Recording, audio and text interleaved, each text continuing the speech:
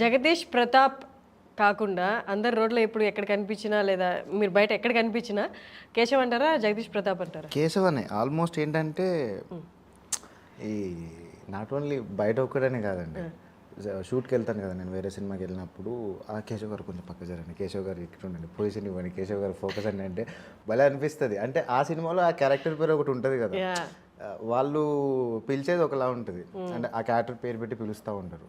సడన్గా ఈ పేరు పెట్టి పిలితే పలుకుతారా లేదా అని చెప్పి కేశవ్ అన్న అంటే తక్కువ చూస్తాం కదా. మంచి రీచ్ అయిపోయింది అది. కేశవ్ ఒరే కేశవ్ ఆ కేశవ్ ఈ కేశవ్ అని అల్లు అర్జున్ గారు పిలిచారు సినిమాలో, అయితే బయట అయితే మాత్రం అందరు రెస్పెక్ట్ ఇస్తున్నారు కేశవ్ గారు అని. అవును అవునండి. మొన్న రీసెంట్గా జరిగిన ఇండియన్ ఐడల్ది కూడా చాలా హెల్ప్ అయింది సతీ గారికి. సార్ బన్నీ సార్కి నాకు నేను ఇండియన్ ఐడల్కి వెళ్తే సార్ కొంచెం ప్రమోట్ చేశారనమాట సినిమాకి. సో ఆ వీడియో మంచి వైరల్ అయిపోయింది అది. దాంతో ఆ రోజు రిలీజ్ అయిన రోజు ఈవినింగ్ పెట్టారు. సో దాంతో ఇంకా క్రేజీగా వెళ్ళిపోయింది. అవునా? సరే, ఫ్యాన్స్ అందరూ అసలు క్రేజీగా సపోర్ట్ చేశారు. ఓకే, కేశవ్ రోల్ ఒకటి అయితే ఒక స్టోరీని నార్మల్గా మనం పెద్ద పెద్ద సినిమాల్లో చూస్తుంటాం, ఎస్టాబ్లిష్డ్ యాక్టర్స్ సీనియర్ యాక్టర్స్తో ఒక స్టోరీని నెరేట్ చేపిస్తూ ఉంటారు. ఫస్ట్ మన థాట్ దగ్గర నుంచి తీసుకుంటే సుకుమార్ గారు ఒక అంటే ఈ స్టోరీలో ఉంటాడు, బట్ ఈ స్టోరీని తిన పాయింట్ ఆఫ్ వ్యూలో చెప్పాలి అన్నది అండ్ తిన వాయిస్ ఓవర్తో చెప్పాలి అనేది ఇట్స్ క్రేజీ థాట్. అసలు యాక్చువల్లీ పెద్ద మూవీస్ పెద్ద డైరెక్టర్ అంటే మనం ఎవరి చేతనే చెప్పిద్దాము సౌండ్ అదే వాయిస్ ఓవర్ అని అనుకుంటారు. మీ దాకా వచ్చినప్పుడు ఫస్ట్ నేను వాయిస్ ఓవర్ నేను చెప్తాను ఈ స్టోరీ అంతా, పుష్ప నేను నా ద్వారా చూపిస్తాను జనాలకి అందరికీ అన్నప్పుడు మీకు ఏమనిపించింది అసలు? నాకు అసలు సెలెక్ట్ అవడమే క్రేజీ అనిపించింది. బన్నీ సార్ పక్కన నేను ఆడిషన్ ఇచ్చాను, సెలెక్ట్ అయితే నమ్మకం ఉంటుండే. సడన్గా ఫోన్ చేసి బన్నీ సార్ పక్కన ఫ్రెండ్ క్యారెక్టర్ అన్నాను, ఊరి నాయను అసలు ఏం జరుగుతుంది అనుకున్నా. ఆడిషన్ ఇచ్చారా? ప్రాపర్ ఆడిషన్ ఇచ్చాను. నాకు సో నా నంబర్ ప్రొడక్షన్ హౌస్ నుంచి వెళ్ళింది, God's of Dharmapuri Palasa team నుంచి. సో ప్రొడక్షన్ హౌస్ నుంచి వెళ్ళగానే కాల్ చేశారు, వెళ్ళాను ఆడిషన్ ఇచ్చా. ఆడిషన్ కూడా క్రేజీ ఇచ్చుండే, షర్టు లుంగి కట్టుకుని పోయినా. క్యారెక్టరైజేషన్ తెలుసా? నాకు తెలియదు ఎర్రచందనం స్మగ్లింగ్ అంటే ఆల్మోస్ట్ సరేలే ఏదో ఒక రకంగా రెడీ అయిపోదాంలే అని చెప్పి. ఇప్పుడు ఆడిషన్ అంటే క్యాజువల్గా వెళ్ళి ఏదో రకంగా ఇవ్వచ్చు. నాకేమనిపించింది అంటే ఓకేలే కొంచెం స్మగ్లర్ లుక్లోనే వెళ్ళిపోతే అయిపోద్ది కదా అని చెప్పి సెలూన్కి వెళ్ళి గడ్డ వంత తీసుకొని మీ సైడ్లో పెట్టుకొని పోయి అట్లాగే ఆడిషన్ ఇచ్చేసిన. అప్పుడు ఇచ్చేసిన తర్వాత సార్ కొంచెం హోల్లో పెట్టారు. తర్వాత గాడ్స్ ఆఫ్ ధర్మపురి రిలీజ్ అయింది. గాడ్స్ ఆఫ్ ధర్మపురి యాక్సెంట్ ఏంటంటే కడప యాక్సెంట్, అది చాలా హెల్ప్ అయింది. నేను అందులో ఒక 25 years నుంచి 45-50+ వరకు రోల్ ఉంటుంది అనమాట. వేరియేషన్ చూపించుండే ఓల్డ్గా కూడా చేసేసరికి సార్కి బాగా నచ్చింది. సో సెకండ్ ఆడిషన్ డిసెంబర్లో మళ్ళీ పిలిచారు. వెళ్ళాను 12 to 6 వరకు పెద్ద చాలా ఆడిషన్ అయింది. నెక్స్ట్ డే ఫోన్ చేసి సెలెక్ట్ అయ్యారు అన్నారు. ఫెంటాస్టిక్ అనిపించింది. వెళ్ళాను, మాట్లాడాను. నాకు ఎప్పుడు తెలిసిందంటే వన్స్ మేము సెట్కి వెళ్ళాం, షూట్కి వెళ్ళాను. నేను సెలెక్ట్ అయిన 3 daysకే కేరళలో షూట్ జరిగింది అనమాట. నా బైక్ సీక్వెన్స్ ఉంది కదా అన్ని ఎర్రచందుంగలు ఆపేది, సో ఆ సీక్వెన్స్ కేరళలో జరిగింది. అక్కడ మాట్లాడుతా సార్ చెప్పిండు అనమాట. నాకు చిన్నగా తెలుసు వాయిస్ ఓవర్ అంటే ఏముంది, కొంచెం అది ఇది వాళ్ళ చిన్నగా ఉంటుందేమో అని అనుకున్నా. వన్స్ మెయిన్ షూట్కి అది కరోనా వచ్చిన తర్వాత మళ్ళీ మెయిన్ షూట్కి వెళ్ళాం కదా, ఒక షార్ట్ తీస్తున్నాడు సుకుమార్ సార్ అనమాట. తీస్తుంటే ఆ షార్ట్ ఎందుకు అనేది తెలుసు, బట్ సార్ సడన్గా ఏమన్నా అంటే అరే ఈ షార్ట్ ఎందుకంటే ఈ సినిమాలో నీ వాయిస్ ఓవర్ ఉంటుందిరా సినిమా మొత్తం, అందుకే ఈ షార్ట్ ఉంటుంది నీ మీదకి అని చెప్పాను. కానీ ఊరి నాయనో సినిమా మొత్తం ఉంటుందా ఆ ఫీల్డ్లో ఉండి అని చెప్పి మొత్తం నాకు మిడిల్లో తెలుసు అన్నమాట. స్టార్టింగ్లోనే తెలియదు, ముందు నుంచి పర్టికులర్గా అయితే నాకు తెలియదు. ఏదో సమ్ వాయిస్ ఓవర్ ఉంటుంది అని అన్నారు. కానీ మీ క్యారెక్టరైజేషన్ అయినా పూర్తిగా ఎక్స్ప్లెయిన్ చేశారా? సార్ చెప్పేశారు. అమ్మో అది కూడా క్రేజీ. ఒక 6 minutesలో చెప్పేశారు, 6 to 7 minutesలో. సుకు సార్ ఫైట్ రిహార్సల్ జరుగుతుంది, అది ముసుగు ఫైట్ ఉంది కదా ప్రీ క్లైమాక్స్లో వచ్చేది. ఆ ఫైట్ రిహార్సల్ జరుగుతుంటే సుక్కు సార్ వెళ్ళి ఒక చెట్టు దగ్గర నా భుజం చేసి 6 to 7 minutesలో కథ మొత్తం చెప్పేశారు. అంటే నా క్యారెక్టర్స్ అన్నీ కొన్ని ముందు ఐడియా ఉన్నాయి, వాళ్ళు ఎక్కడెక్కడ కనెక్ట్ ఉంటుంది కదా స్టోరీ ఐడియా మొత్తం ఆ 6 minutesలో వేరే లెవెల్ అర్థమైపోయింది అంత. అది ఇంకా చెప్పేసాను సార్కి, సార్ నా life time role sir, thank you so much అని చెప్పి. అంటే మనకి పుష్ప రిలీజ్ అయ్యే వరకు అదొక సుకుమార్ గారి సినిమా. సుకుమార్ గారు అంటే ఇండియా మొత్తంలో సుకుమార్ గారు ఆయన డైరెక్షన్ వర్క్ చేయడం, ఆయనతో కలిసి వర్క్ చేయడం అంటే ఒక్కసారైనా ఛాన్స్ రావాలి అనుకుంటున్నాను. అలాంటిది పుష్ప రిలీజ్ అయిన తర్వాత ఈవెన్ ఆయన కూడా చాలా ఇంటర్వ్యూస్లో చెప్పారు, నేను ఎప్పుడు ఎక్స్పెక్ట్ చేయలేదు ఇది ఇన్ని లాంగ్వేజెస్లో వస్తుందని, లేకపోతే అవుట్ ఆఫ్ ది కంట్రీ ఇంత రీచ్ ఉంటుంది అని. Out of the country reach వెళ్ళిపోయినప్పుడు మీరు ఎలా ఫీల్ అయ్యారు? నాకు తెలిసి మీకు కూడా ఇంత అవగాహన ఉంటుంది, ఓన్లీ మన తెలుగు స్టేట్స్లో అందరు గుర్తుపడతారు, బట్ బయటికి వెళ్ళిపోయింది ఆ సినిమా. ఒక ఇంటర్వ్యూలో కూడా చూసారు, మీకు నేపాల్ నుంచి కూడా కాల్స్ వస్తాయి. వచ్చినాయండి బాబు. ఒక క్లాత్ పంపిస్తా అని చెప్పారు వాళ్ళు.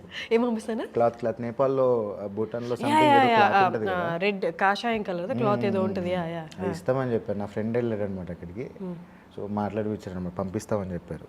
అది వెయిట్ చేస్తున్నారు, వస్తుందేమో. చాలామంది ఈ సక్సెస్ని అడ్మైర్ చేసేవాళ్ళు ఉంటారు, మీ సక్సెస్ని అబ్బా అని. ఇంకొంతమంది లక్ అంటారు.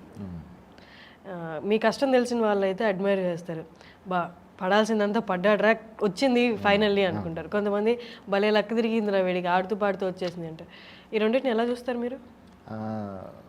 లక్ ఏమో, నేను చాలామంది లక్ అంటే నేను దాని పెద్దగా ఇంపార్టెన్స్ ఇవ్వను.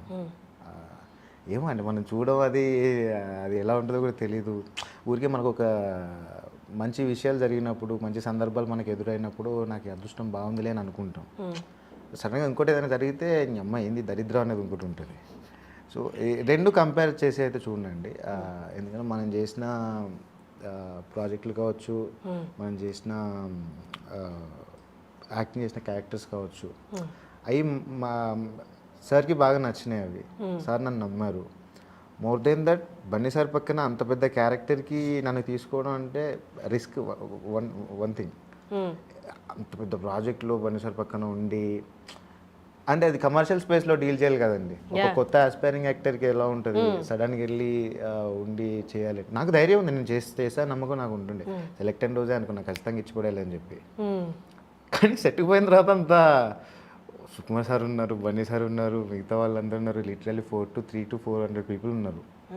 ఇంతమంది మధ్యలో ఉండి షార్ట్ చేయాలి. ఇంకా ఫస్ట్ షాట్ ఏంటంటే నా లక్, శ్రీవల్లి సాంగ్ షూట్ చేస్తున్నాం. శ్రీవల్లి సాంగ్లో నేను పరిగెట్టుకుని మచ్చా ఆ పైపుల్లో నీ ఫోటో వచ్చిండి అది మచ్చా అనుకుంటూ వస్తాను బన్నీ సార్ దగ్గరికి బైక్ మీద. దెన్ మేడం దగ్గరికి వెళ్ళగానే పాల డబ్బాలో తీసుకొడుతుంది. అది ఫస్ట్ డే అనమాట. ఫస్ట్ షాట్ ఆ సీక్వెన్స్ జరిగింది. హ్యాపీ అంటే డైలాగ్స్ ఏం లేవు. సడన్గా ఆ రోజు వెళ్ళగానే సెట్లో బన్నీ సార్ వచ్చి కంగ్రాట్స్ కేశవ, ఈ క్యారెక్టర్ చాలా బాగుంటుంది. అప్పటికి సార్ నాకు స్టోరీ మొత్తం చెప్పలేదు. తెలుసా నీకు మొత్తం అంటే లేదు సార్ ఇంకా చెప్పలేదు, చెప్తారేమో అని. షిఫ్ట్ అయిపోతుంది మొత్తం, వేరే లెవెల్ ఉంటుంది, కంగ్రాచులేషన్స్, ఆల్ ది బెస్ట్, బాగా చేయన్నారు. నాకు ఇంకా సార్ వచ్చి అక్కడ ఉండగానే పుష్పరాజ్ గెటప్లో ఉండగానే ఓ దేవా. అంటే ఒక్కసారి మనం వెనక్కి చూసుకుంటే కొన్ని కనిపిస్తాయి కదండి. నేను యాక్సిడెంటల్గా యాక్టర్ అయిపోయా. అదే మన రోహిత్ అన్న, శశి అన్న వాళ్ళు నిరుద్యోగ నటులు వెబ్ సిరీస్ చేశాక అక్కడ నుంచి ఛాన్సెస్ రావడం. Accidental actor, but you are theatre actor. నా మీరు థియేటర్ చేయలేదా? నువ్వు చేయలేదండి. Okay. So I want to be a film maker అవుదామని చెప్పి వచ్చా. షార్ట్ ఫిల్మ్ డైరెక్ట్ చేసి శశిని కలిస్తే శశికి ఫేస్బుక్లో మెసేజ్ పెడితే రమ్మని చెప్పాడు. అలా వాళ్ళ స్క్రీనింగ్స్కి వస్తా పోతా ఉండే. ఇక్కడ కొంచెం ఇంట్రెస్టింగ్ ఉన్నాడు కదా అని చెప్పి నిరుద్యోగ నటులు వెబ్ సిరీస్లో ఛాన్స్ ఇచ్చారనమాట. దట్టు ఆ వెబ్ సిరీస్ కూడా నేను వరంగల్ నుంచి హైదరాబాద్కి యాక్టర్ అవుదా అని చెప్పి వస్తూ ఉంటా. యాక్టర్ అవుదాం అని చెప్పి వచ్చారు. బట్ యాక్సిడెంటల్ యాక్టర్ ఏంటి? No in the web series actor అవుదాం అని చెప్పి వచ్చే క్యారెక్టర్. సో అది రియల్ లైఫ్లో కూడా సేమ్ అలాగే ఉండిపోయింది. దాంట్లో వెబ్ సిరీస్ క్లైమాక్స్లో నాకు ఫ్రెండ్ క్యారెక్టర్ వస్తుంది. ఆ సినిమా అయిపోయిన వెంటనే మలేషియన్ సినిమాలో ఫ్రెండ్ క్యారెక్టర్ వచ్చింది. సో హ్యాపీ అండి. అంటే సడన్గా జర్నీ వెనక్కి చూసుకుంటే క్రేజీగా ఉంది. యాక్చువల్లీ ఇందాక నా క్వశ్చన్ ఏంటి అంటే, ఇప్పుడు మీకు వచ్చిన సక్సెస్ ఏదైతే ఉందో అది మీ మొత్తం కష్టానికి, మీరు చూసిన కష్టాలకి, మీరు చూసిన స్ట్రగుల్స్కి, లేకపోతే మీకున్న అంబిషన్స్కి, లైఫ్లో ఎన్నో ఉంటాయి సాధించాలి అని. ఇది సాధిస్తే మిగతా అన్నీ సెట్ అయిపోతాయి అన్న సిచ్యువేషన్స్ కూడా ఉంటాయి, పర్సనల్ లైఫ్ కానీ ఫినాన్షియలీ కానీ. అన్నిటి కష్టానికి ఆన్సర్గా పుష్ప వచ్చిందా, లేకపోతే అవుట్ ఆఫ్ ది లక్ వచ్చిందా అని నా క్వశ్చన్. యాక్చువల్లీ కష్టమే. బట్ ఏదో ఒక ఆవగింజంత ఉంటుంది అంటారు కదా, ఆవగింజంత లక్ ఉందేమో అని అంటారు కదా. మేబీ అది ఉందేమో, బట్ మోస్ట్ ఆఫ్ ద 90% నేను పడ్డ కష్టమే. ఏంటి ఇప్పుడు చాలామంది సారీ ఈ క్వశ్చన్కి బిఫోర్ మీ ఒక్కసారి మీ ఎక్కడి నుంచో మీ ఫ్యామిలీ గురించి ఒకసారి చెప్పండి. నాన్నగారి పేరు చంద్రమౌళి, అమ్మ లలిత, నాన్న పోస్ట్ మ్యాన్ అనమాట ఊర్లోనే. అమ్మ వ్యవసాయం చేస్తూ ఉంటుంది, కొంచెం 4 acres వరకు మాకు ఉంది. ఓకే. అమ్మ నేను ఇద్దరం కలిసి వ్యవసాయం చేస్తుండే. నేను డిగ్రీ చేస్తున్నప్పుడు 2018లో ఇండస్ట్రీకి వచ్చాను. దానికి ముందు వరకు అమ్మ నేను ఇద్దరం కలిసి అక్కడికి వెళ్ళి వ్యవసాయం చేస్తుండే. మరి ఎడ్యుకేషన్ నేను బీఎస్సీ పౌల్ట్రీ సైన్స్ చేశాను. Poultry science. Poultry science. Okay okay. అది అయిపోయిన తర్వాత వరంగల్లోనే సేల్స్ ఎగ్జిక్యూటివ్గా చేసుకుంటూ వెళ్తుండే. ఓకే. ఇంకా అక్క చెల్లి మీరు మధ్యలో అక్కకి పెళ్ళి అయిపోయింది. నాన్నకి సినిమాలకు వెళ్తానంటే అప్పుడు పెద్ద ఇంట్రెస్ట్ ఏం లేదు. నేను పోలీస్ అవ్వాలి, ఏదో ఒకటి గవర్నమెంట్ జాబ్ తెచ్చుకొని పెళ్లి చేసుకుని ఉంటే కొంచెం సెట్ ఉంటాడేమో అనే ఒక థాట్. ఇండస్ట్రీకి వెళ్ళిన తర్వాత ఎలా ఉంటాడు నా కొడుకు, ఏమో వీళ్ళకి ఛాన్స్లు వస్తాయో వీళ్ళు తీసుకుంటారో లేదో అనక. నాన్న ఏంటంటే రంగస్థల నటుడు అనమాట. తను పాటలు పాడతారు, ఆడతారు. అప్పుడు ఉన్నప్పుడు నాన్న మల్టీ టాలెంటెడ్. మీరు చేసేవాళ్ళ? నాకు వచ్చేసింది అట్లా. నేను తర్వాత మీ హెయిర్ స్టైల్ కూడా అలాగే ఉంటుంది యాక్చువల్లీ. తర్వాత స్కూల్ కొన్ని అంటే రంగస్థల నటులకి కొన్ని హావభావాలు లేకపోతే ఫేషియల్ కొన్ని అలా ఉంటాయి అన్నమాట. చూసిన వెంటనే కొందరికి అనిపించవచ్చు మీరు అదే ఏమంటారు నాటకాలు వేస్తారా అన్నట్టు. హెయిర్ స్టైల్ కానీ. Yeah please continue. సో నాన్నకి ఇష్టం లేకపోతుండే. వన్స్ పుష్ప వచ్చే వరకు కూడా నమ్మకం లేదు. నేను 2018లో వచ్చిన, పుష్ప ఆల్మోస్ట్ 2021లో వచ్చింది కదా. అప్పటి వరకు కూడా నాన్నకి అస్సలు నమ్మకం లేదు. మలేషియా రిలీజ్ అయింది, పలాస రిలీజ్ అయింది, గాడ్స్ రిలీజ్ అయింది, కొత్తపురం రిలీజ్ అయింది. బట్ ఎక్కడో ఒక మూల ఎలా బతుకుతాడనే ఒక టెన్షన్. పుష్ప వచ్చిన తర్వాత మొత్తం షిఫ్ట్. నా కొడుకు అని చెప్పి చాలా మంది చెప్తారు నాన్న. హ్యాపీ అండి. మోస్ట్లీ సుకుమార్ సార్కి చాలా థ్యాంక్స్ చెప్పాలి. నా లైఫ్ టైం అంటే చేంజ్ అయిపోయింది. షూట్లో కూడా షూట్ జరిగిన రోజులు నాట్ ఓన్లీ షూట్, యాక్టింగ్ చేసేటప్పుడే కాదు, ఎలా ఉండాలి ఇండస్ట్రీలో, ఎట్లా ఉండాలి ఏంటనే నా జీవితానికి సరిపడే సలహాలు ఇచ్చారు సార్. నాకు ఆల్మోస్ట్ నా లైఫ్ సరిపడే సలహాలు ఇచ్చారు. ఊరు నుంచి వచ్చే ప్రతి వాళ్ళు యాక్టర్ అవుదామనే వస్తారు. ఫిలిం మేకింగ్ చాలా తక్కువ. Film making is a responsibility, acting is a passion. ప్యాషన్తో కూడిన ఆశయాలు ఎక్కువ ఉంటాయి. డైరెక్షన్లో కూడా ప్యాషనేట్గానే వస్తారు. బట్ డైరెక్షన్లోకి వచ్చే వాళ్ళు ఆల్రెడీ ప్రిపేర్ అయ్యి వస్తారు. ఎక్కువ బాధ్యతలు నేను మోస్తాను అంటే 24 క్రాఫ్ట్స్ మనం డీల్ చేయాలి కాబట్టి. ఎందుకని మీరు యాక్టింగ్ వైపు కాకుండా నేను డైరెక్షనే అని అనుకుని వచ్చారు రావడమే? గుడ్ క్వశ్చన్ అండి, థ్యాంక్ యూ. ఇంటర్మీడియట్లో దానికి ముందే కొన్ని రాస్తుండే నేను. ఇంటర్మీడియట్లో ఒక చిన్న నవెల్, ఒక హర్రర్ నవెల్ రాసా. నా ఫ్రెండ్స్ అందరూ చూపించేసా, అందరికీ నచ్చింది. అయిపోయిన తర్వాత డిగ్రీ ఇంటర్ అయిపోయిన తర్వాత ఏదో ట్రై చేద్దాంలే, అంటే ఇండస్ట్రీలో మనకంటూ యాక్టింగ్లో ఏమైనా వస్తుందేమో వెళ్ళి చూద్దాం. అంటే ఒక 10-12 years బ్యాక్ సిచ్యువేషన్స్ వేరే ఉంటాయి. వెళ్ళాలి, ఆఫీస్ చుట్టూ తిరగాలి, ఫొటోస్ ఇవ్వాలి, మాట్లాడాలి, ఆడిషన్ ఇవ్వాలి. ఇవన్నీ తిరిగే లోపల నా టైం అంతా బుక్ అవుతుంది. సో నాకు అసలు ఛాన్స్ ఇస్తారని నమ్మకం లేదు. ఒకవేళ ఇచ్చినా కూడా ఏదో ఎక్కడో దగ్గర సర్లే ఏమో చేస్తారులే అన్నట్టు. అంటే బ్రీఫ్గా అయితే ఇప్పుడు ఆర్టిస్ట్ ఒక బ్రేక్ ఉంటే ఈయన ఏదో చేయగలడు, వాడి ఎక్స్ప్రెషన్స్ బాగున్నాయని చెప్పి ఏదో క్యారెక్టర్ తీసుకొని ఇమాజిన్ చేసుకొని ఇచ్చే ఛాన్స్ ఉంటుంది. ఊరికే వెళ్ళి మనం ఇస్తే కష్టం, ఇప్పటికి కూడా కష్టమే. అప్పుడు నాకు అనిపించింది ఇంకా తిరగడం నా వల్ల కాదు. తిరగలేదు అసలు, ఐడియాతోనే అనాలిసిస్ చేసుకున్నాను. సరే ఇంకా మిగతా ఉంది ఏంటి, నేను రాయగలను, మాట్లాడగలను, చెప్పగలను. So film making is fine. చిన్నప్పటి నుంచి అంటే ఒక సినిమా డైరెక్టర్ తీస్తున్నాడంటే మోస్ట్లీ కమాండింగ్ ఆయన చేతిలోనే ఉంటుంది కదా. సో నేను అందరితో మాట్లాడవచ్చు, చిల్లవచ్చు అనే ఒక మంచి థాట్ ఉంది. సో అట్లా ఫిల్మ్ మేకింగ్ తీసుకున్నా. అట్లా షార్ట్ డైరెక్ట్ చేసి శశి వాళ్ళని కలిసి ఉంటే దెన్ వాళ్ళు యాక్టర్ చేసిళ్ళు మళ్ళీ ఇంత దూరం వచ్చింది. వన్స్ మనకి డైరెక్టర్ అవ్వాలన్న ఆలోచన ఉంటే పైకి మనం ఎంత నార్మల్గా హంబుల్గా ఉన్నా లోపల హ్యాండిల్ చేయగలిగే దాన్ని ఏమంటారు కెపాసిటీ అధికారం ఉంటుంది. కొంచెం ఆ ప్రౌడ్ ఉండాలి యాక్చువల్లీ. అన్ని క్రాఫ్ట్స్ మెయింటైన్ చేయాలంటే మన ఇండివిజువల్ మన మెంటాలిటీ కూడా అలాగే ఉంటుంది.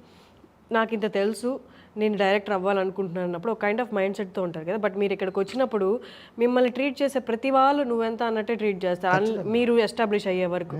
బట్ మన మైండ్లో ఏమో మనం ప్రౌడ్గా ఫీల్ అవుతుంటాం.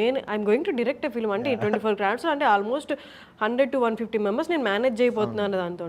కానీ ఇక్కడేమో రియాలిటీలో అందరూ మిమ్మల్ని చులకనగా చూస్తుంటారు, నువ్వెంతరా అన్నట్టుంటారు. మీరైతే నాకు తెలిసి బాగానే ఫేస్ చేసి ఉంటారు. అమ్మో చాలా. ఇప్పుడు ఏంటంటే నేను సినిమాలు చేసినా కూడా చాలామందికి సరేలే ఏదో చేస్తున్నాలే అనుకున్నాను. పుష్పలా సెలెక్ట్ అయిన తర్వాత ఇంకా వేరే ఉంటుండే.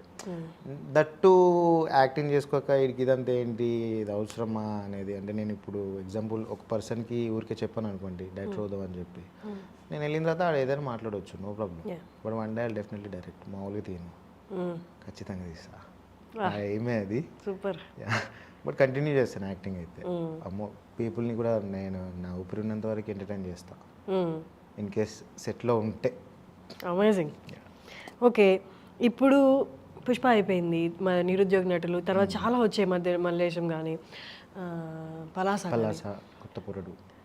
సడన్గా ఇప్పుడు సత్తిగాడి 2 ఎకరాలు అంటే ఇప్పుడు దాకా చాలామంది చాలా క్యాలిక్యులేషన్స్ వేశారు. ఒక క్యారెక్టర్తో ఎస్టాబ్లిష్ అయిన యాక్టరు తర్వాత ఒక స్టోరీని లీడ్ చేసే క్యారెక్టర్ని భుజాల మీద వేసుకొని చేశాడు అంటే ఒక్కసారి, తర్వాత ఏంటి అనేది క్వశ్చన్ మార్క్. క్యారెక్టర్స్ రాయాలా లేకపోతే లీడ్సే రాయాలా అని. అండ్ ఇలా ఓన్లీ లీడ్సే తీసుకున్నామని వెళ్ళి వాళ్ళు స్వతహాగా ఐడియా తీసుకొని అదే డిసైడ్ అయ్యి వెళ్తే ఎక్కువ రాక అటెల్లా కన్ఫ్యూజన్. బట్ ఇప్పుడు జనరేషన్ యాక్టర్స్ చూస్తుంటే నేను లీడ్స్ చేస్తాను, క్యారెక్టర్స్ చేస్తాను అనే కాన్ఫిడెన్స్ ప్రతి డైరెక్టర్కి ఇస్తున్నారు. బట్ స్టిల్ కొందరు ఉన్నారనమాట ఫిలిం క్రిటిక్స్ అని, అలా వాళ్ళు ఫిలింని చూసి అనలైజ్ చేసి ఈ ఫిలిం ఫెటరీ మొత్తాన్ని అనలైజ్ చేసి చెప్పే వాళ్ళు ఏమంటారు అంటే, మీ లీడ్గా చేస్తున్నాడా, ఎందుకు చేతులారా నాశనం చేసుకుంటున్నాడు కెరియర్ అంటారు. వచ్చాయి 2 కామెంట్స్ మీద చాలా వచ్చాయి. అంటే మనం కాదనలేము. ఇంకొకటి ఏంటంటే ఇప్పుడు సత్తిగారు 2 ఎకరాలు రిలీజ్ అయిన తర్వాత అభినవ్ నన్ను నమ్మాడు, కాస్త ఏమో ఇటు సూట్ అవుతాడు సత్తిగాడిలాగా అని చెప్పి. నాకు అనిపించింది కథ వినగానే అరే క్రేజీ ఉంది కదా. ఎప్పుడు నేను ఫస్ట్ డే సెట్కి వెళ్ళినా కూడా నా మనసులో ఫీలింగ్ లేదు లైక్ నేను డీల్ చేస్తున్నాను ఈ కథను అనేది. నాకు ఆ సీన్ చెప్పారు, ఆ సీన్ ప్రకారం ఏం చేయాలి అనేది ఒక 2-3 డేస్ తర్వాత సత్తిగాడికి ఏమేం చేయాలని ఇంకొన్ని ఆలోచించుకొని దెన్ ఆ క్యారెక్టర్లోకి వెళ్ళిపోయాను. నేను వెళ్ళిపోయి మిగతా చేయడం స్టార్ట్ అయిపోయింది. వన్స్ అది సినిమా రిలీజ్ అయిన తర్వాత ఇవి చాలా వచ్చాయండి, అవసరం వీడికి ఇదంతా అని చెప్పి. సో నేను అందరికీ ఏం చెప్తా అంటే ఇది ఒక్కటే అని కదా, అంటే ఇప్పుడు మనం ఆర్టిస్ట్గా స్టార్ట్ అయినప్పుడు మన అవకాశం ఉన్నంత వరకు మనకు వీలైనన్ని జీవితాలు అనుభవించే ఛాన్స్ ఉంది. Perfect answer. ఈవెన్ నేను అట్లే ఆలోచిస్తాను అనమాట. ఎవరైనా ఆన్సర్ చెప్తారా అని, మీరు యాక్చువల్లీ ఆన్సర్ చెప్పారు. ఎంత అదృష్టం ఒక లైఫ్లో ఇన్ని లైఫ్లు జీవించడం అంటే. సో నేను అది మిస్ చేసుకోను. సో వాట్ ఎవర్ నాకు డెడ్ బాడీ క్యారెక్టర్ వచ్చినా కూడా సరేలే పడుకోవడం కదా. సో నాకేం ప్రాబ్లం లేదు, నేను చేస్తానండి. ఇప్పుడు పర్టికులర్గా ఈ లీడే చేస్తాడు అనేది అయితే నేను పెట్టుకోలేదు. ఎందుకంటే నేను ఒకవేళ అలా అనుకుంటుంటే కనుక 10 years బ్యాక్ నేను ఆలోచించేవాడిని కాదు, నాకు ఇది రాదు, ఛాన్సెస్ ఉండవు అనేది. రైట్ నో ఇప్పుడు సిచ్యువేషన్స్ వేరు. ఆర్టిస్ట్లకు కానీ టెక్నీషియన్స్ కానీ మొత్తం ఓటీటీ ప్లాట్ఫామ్స్ వచ్చిన తర్వాత కంటెంట్స్ ఎక్కువ అవుతున్నాయి, వర్క్ దొరుకుతుంది చాలా మందికి. ఇక్కడ ఇండస్ట్రీలో ఉండే వాళ్ళకి ఒక హోప్ వచ్చింది సడన్గా. దట్టు మన తెలుగు వాళ్ళకి ఆహా లాంటి ప్లాట్ఫామ్ ఒకటి వచ్చింది.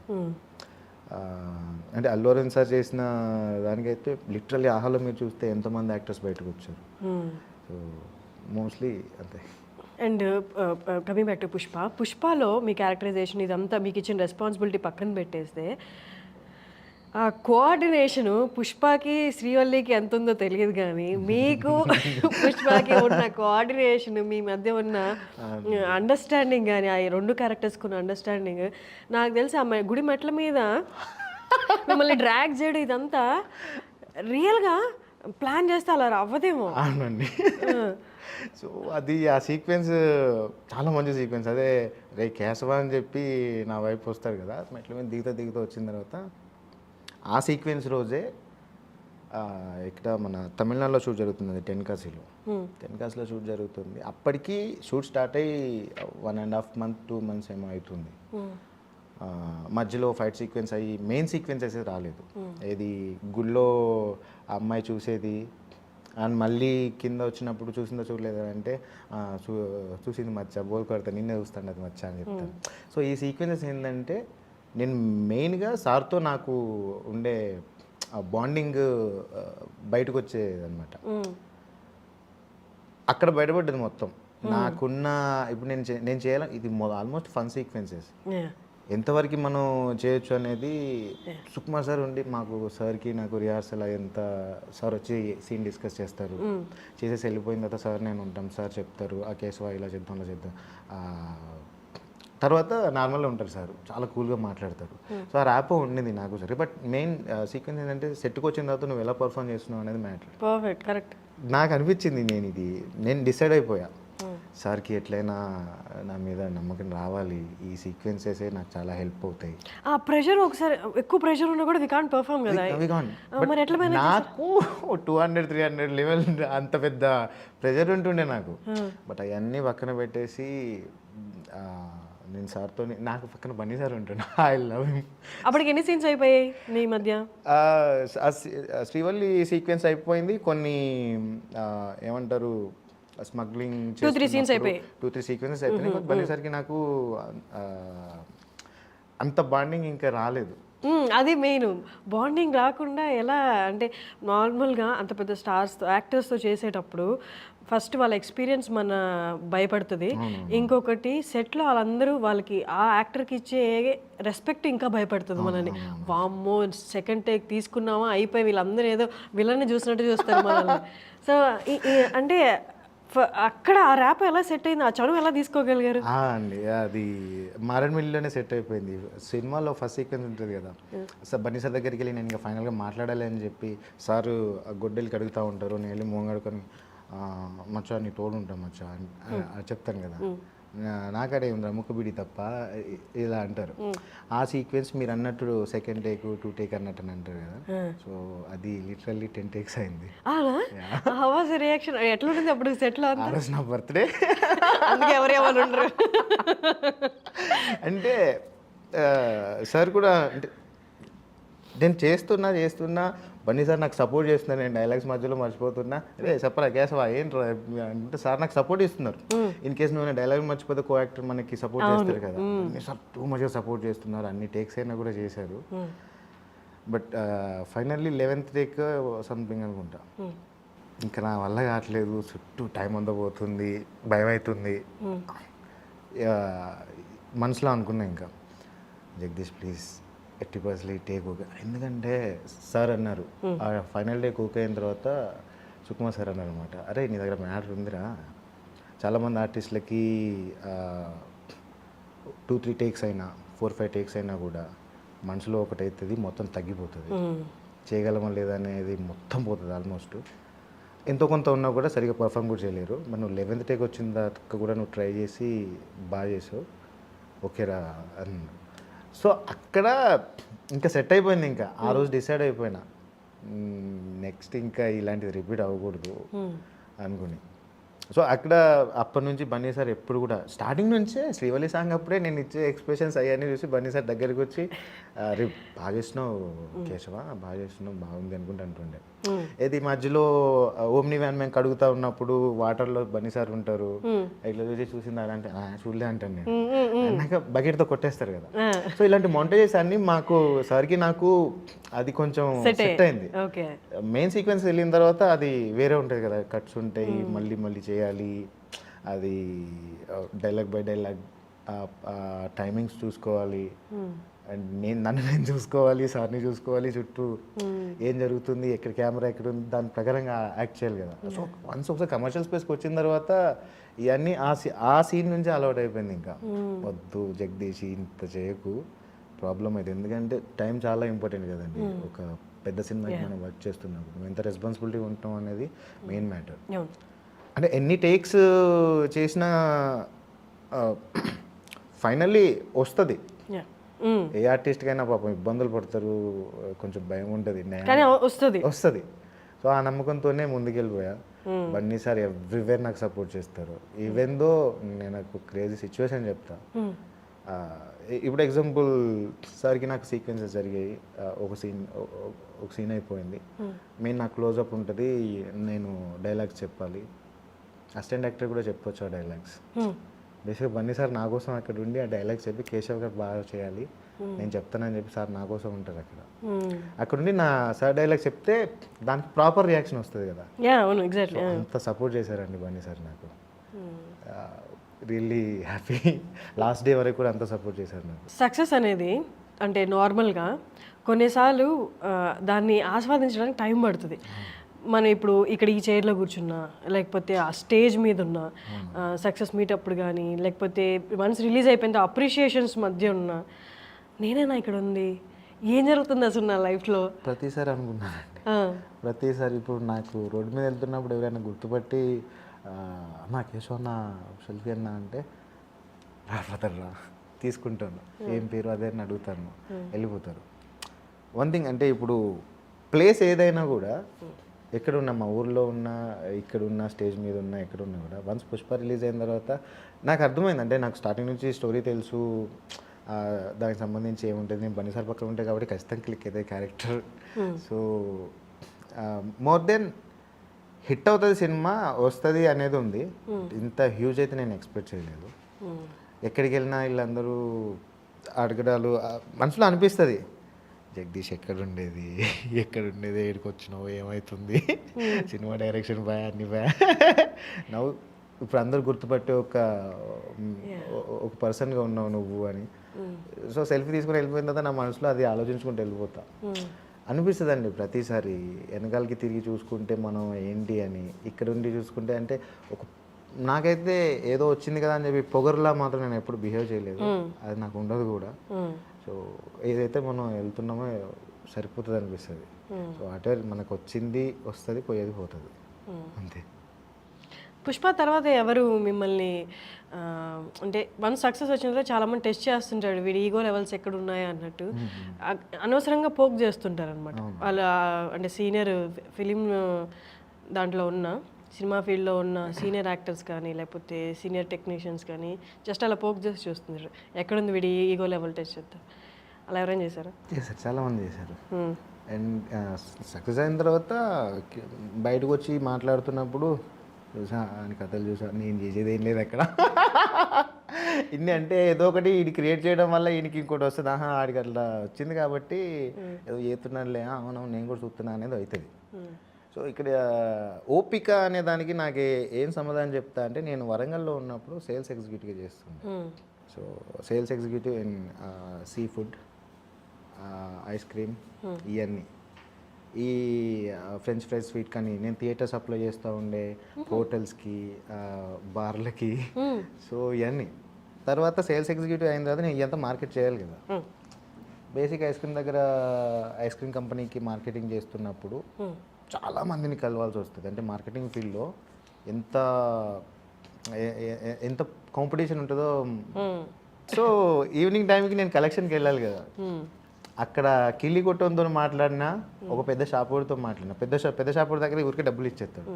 కిల్లి కొట్టే దగ్గర ఏంటంటే చాలా డిస్కషన్స్ అయిన తర్వాత ఎప్పటికో హాఫ్ అన్ అవర్కి మనది ఎంత కలెక్షన్ ఇంతనా అని చెప్పి సంథింగ్ ఏదో చేతిలో పెట్టేసి అంతసేపు నువ్వు ఉండి ఆ చెప్పేది విని ఫేక్ స్మైల్స్ ఇచ్చి ఏదో ఒకటి చెప్పేసి ఉండాలి. వెళ్ళిన తర్వాత మార్కెట్లో మనల్ని తిట్టేవాళ్ళు దారుణంగా ఉంటారు. ఎవడో ఏదో అంటున్నాడు, ఎవడో ఏదో మాట్లాడుతున్నాడు అనేది పట్టించుకుంటే మాత్రం ముందుకైతే పోలేము. మన ఎదురుగా వచ్చి నీ మొహం మీద ఒక మాట అన్నప్పుడు నువ్వు రియాక్ట్ అయ్యే ఛాన్స్ ఉంటుంది. సో మన వెనకాల మనకు దగ్గరలో మన దూరంలో ఏదో అంటే పట్టించుకోము. నేను వీడు ఇంత దారుణంగా తిట్టారా నిన్న తిట్టనీరా, ఇప్పుడు ఏం చేద్దాం మరి నేను అనుకునేది ఒకటి వెళ్ళింది, ఆడికి ఏదో అనిపించింది ఆడు తిట్టుతున్నాడు. సో దానివల్ల నాకైతే పోయేదైతే ఏం లేదు. ఏదైనా స్పెసిఫిక్ సిచ్యువేషన్ చెప్పగలరా? స్పెసిఫిక్గానే ఇప్పుడు సినిమా ఇండస్ట్రీకి వచ్చిన తర్వాత అదే పుష్ప రిలీజ్ అయిన తర్వాత ఏదో వీటికి ఈగో పెరిగింది, అది పెరిగింది, ఇది పెరిగింది అని అనవసరంగా జస్ట్ పోక్ చేసి చూసినవి చూసినామని అక్కడ కూడా నాకు అర్థమవుతుంది. ఇప్పుడు ఫస్ట్ నేను మాట్లాడుతున్నప్పుడే ఏం మాట్లాడబోతున్నాడు, ఎలాంటి వర్డ్స్ యూస్ చేస్తున్నాడు, ఎక్కడైనా ఏదన్నా వెటకారంగా అడగాలనుకుంటున్నాడా చెప్పాలనుకున్నా నాకు ముందే అర్థమైపోతుంది. సో ఆయన పోక్ చేసినా నాకు పెద్ద ఏమనిపోయేది, అరే అదా అంటే నవ్వుతుంది. సో అది దాన్ని ఇప్పుడు తీసుకొని ఇట్లన్నాడు అట్లన్నాడు అని ఇప్పుడు అంత రియాక్షన్ అయితే నేను ఇవ్వలేను. ఒకవేళ అని నేను ముందుకెళ్ళిపోయి నేను బాధపడను, ఆ బొక్కలే అక్కడ అయిపోతుంది, ఇంకా అక్కడ వదిలేసే అంటే మనం ఆలోచించేవి బాగా హట్టింగ్ ఉన్న సిచ్యువేషన్స్ మనం బాగా ఆలోచిస్తాం. కొంతమంది ఇప్పుడు నేను యాక్టర్గా నేను ముందుకు వచ్చిన తర్వాత చాలామందికి ఏంటంటే వీడికి అసలు ఛాన్సెస్ వస్తాయా రావా, అసలు వీడికి ఎవడిత్తలే, వీనికి అవసరమా అన్నట్టు చూసేవాళ్ళు ఉంటారు. ఫ్రెండ్స్ అయినా కూడా పక్కన మాట్లాడే వాళ్ళు కొంతమంది ఉంటారు. అవి తెలిసినా నేను పెద్ద పట్టించుకోను, ఎందుకంటే మనకు ఒక వే ఉంది, ఆ వేలో వెళ్ళిపోతూ ఉంటాం, ఎన్నో ముళ్ళు అయ్యి ఎన్నో వస్తూ ఉంటాయి, గుచ్చుకుంటే తీసుకుని వెళ్ళిపోవడమే. యాక్చువల్లీ మీరు చెప్తుంటే ఆ మార్కెటింగ్ ఫీల్డ్లోది ఓపికకి అంటే లైఫ్లో ప్రతిదీ ఎందుకు జరుగుతుంది అనడానికి రీజన్ ఉంది అన్నట్టు. వన్ సక్సెస్ వచ్చిన తర్వాత దాన్ని హ్యాండిల్ చేసి హంబుల్గా ఉండడం అనేది చాలా పెద్ద టాస్క్. సక్సెస్ రావడం ఒక పెద్ద టాస్క్ అయితే దాన్ని మెయింటైన్ చేసుకుని ముందుకెళ్ళి హంబుల్గా ఉండడం చాలా పెద్ద. ఎందుకంటే చాలా మంది సక్సెస్ఫుల్ యాక్టర్స్ చూస్తే the main quality, main one and only character they have is humbleness. ఎంత అసలు ఏం పట్టించుకోరు, ఏమున్నాయి, ఎక్కడ దిగామా, ఏ కార్లో దిగామా, ఎట్లా తయారయ్యారు, దే ఆర్ వెరీ హంబుల్. అది ట్రైన్ చేసుకుంటూ వచ్చింది లైఫ్ అని చెప్పడానికి మన మార్కెటింగ్, మీరు చెప్పిన మార్కెటింగ్ ఫీల్డ్ మోర్ దెన్ అదొకటి. ప్లస్ ఇంటి దగ్గర నాన్న నన్ను తిట్టే తిట్లు నేను తినేటప్పుడే దొరుకుతా. సో 7/G బృందావన్ అలాంటి కైండ్ ఆఫ్ మీరు ప్లేట్లు విసిరి కొట్టడం అవేం లేదా? అయినా అండి చిన్నప్పుడు ఏదో 6th 7th క్లాస్లో హాస్టల్ నుంచి తప్పించుకొని వచ్చేది. నాన్నగారు నచ్చేది కాదు, ఏమంత సైక్ అవుతుండే చిన్నప్పుడు. అంటే ఇప్పుడు అన్నం తింటూ ఉంటాం, నాన్న తిడుతూ ఉంటాడు, అమ్మ నార్మల్గా ఉంటుంది, నాన్న ఇంకా తిడుతూ ఉంటాడు. సరేలే ఇప్పుడు ఆకలేమో వేస్తూ ఉంటుంది, 2-3 ముద్దలు పెట్టుకుంటాం, ఒక సీక్వెన్స్లో ఇంకా అది నాన్న తిట్టడం ఎక్కువ అయిపోతుంది. సరే ఇప్పుడు ఏం చేద్దాం, తిందామా, పక్కన పెడదామా అంటే ఒకటేసారి ఏదో నాకు కోపం వచ్చినటువంటి ప్లేట్ ఎత్తేసి బయటికి వెళ్ళిపోయేది. మళ్ళీ నెక్స్ట్ తినేటప్పుడు అది పెట్టుకొని మళ్ళీ తిడతారు. అక్కడి నుంచి మళ్ళీ continue plus add on plate పడేసి ఇక మళ్ళీ ఎప్పుడు ఎత్తేలే, అమ్మో ఇది ఇప్పుడు ఎత్తే మళ్ళీ వేరే ఉంటుంది అని చెప్పి పక్క పెట్టి అటు పోయి మళ్ళీ వచ్చి తినేది. చాలా వరకు నాన్న ముందు అయితే తక్కువ తింటుండే, బట్ నేను తినే టైంకి ఆయన వస్తారు. అది సిచ్యువేషన్స్ బాగా యూజ్ అయినాయండి. అంటే నా లైఫ్లో జరిగిన చాలా సిచ్యువేషన్స్ నేను ఎంతో ఓపికగా ఉండడానికి యూజ్ అయినాయి అంతే.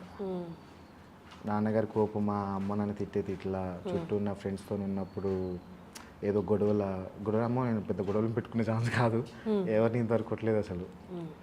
అంటే మనం అబ్జర్వ్ చేసే ఛాన్స్ ఉంటుంది, ఈ సిచ్యువేషన్ మనకు వచ్చినప్పుడు నువ్వు ఎట్లా ఉంటావు అనేది. సో అది చాలా అలవాటు అయిపోయింది. పైగా నాన్న పోస్ట్ మ్యాన్, చాలా మంది ఇంటికి వస్తూ ఉంటారు, ముసలి వాళ్ళు వస్తారు, మిడ్ ఏజ్ వాళ్ళు వస్తారు, లెటర్స్ కోసం మాట్లాడుతూ ఉంటారు. గొడవలు అయితే అక్కడ గమనించవచ్చు చాలా వరకు. ఊర్లో చాలా ఛాన్స్ ఉంది, నువ్వు ఎన్ని రకాల మనుషులను చూడవచ్చు అక్కడ ఊర్లో. వాళ్ళు ఎలా మాట్లాడుతున్నారు, ఎలా ఉంటున్నారు అనేది. సో బయటకు వచ్చి చూస్తే ఇంకా చాలా మంది మనకు కనిపిస్తారు తెలియని పర్సన్స్తో. ఎగ్జాంపుల్ నేను సేల్స్ ఎగ్జిక్యూట్ చేసినప్పుడు నాకు ఎవరు తెలియదు, వాడెవరో నన్ను ఏదో అంటున్నాను చెప్పి నేనైతే ఏం ఫీల్ కాలేదు. సో ఇలాంటి సీక్వెన్సెస్ మనకి చాలా నేర్పిస్తాయండి లైఫ్లో. ఇప్పుడు నువ్వు రియాక్ట్ అయిపోతే ఏమవుతుంది అనేది క్వశ్చన్ మార్క్ వేసుకొని కూర్చుంటే బాగోదు. ఏం మారాయి పుష్ప తర్వాత లైఫ్లో? అంటే చాలా అండి. అంటే నా లైఫ్ స్టైల్లో ఇప్పటివరకు పుష్పకి ముందు షూట్ చేస్తున్నప్పుడు ఒకలాంటివి ఉంది. పుష్ప వన్స్ రిలీజ్ అయిన తర్వాత, ఆ రోజు పుష్ప రిలీజ్ అయిన రోజు మా ఫ్యామిలీతో వెళ్ళి థియేటర్లో చూసా.